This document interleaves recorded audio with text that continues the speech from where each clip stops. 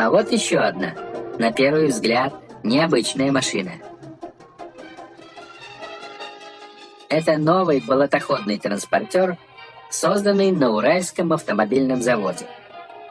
Освоение природных богатств Западной Сибири и Крайнего Севера потребовало создания принципиально новых транспортных средств, способных работать в сложных условиях. На базе отлично себя зарекомендовавшей машины «Урал» и был создан этот снегоболотоход.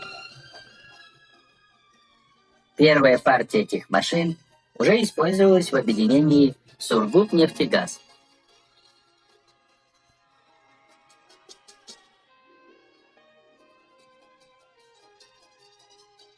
Уральцы сдержали свое слово данной родине. Ко дню открытия 27-го съезда партии новая машина была запущена в серию.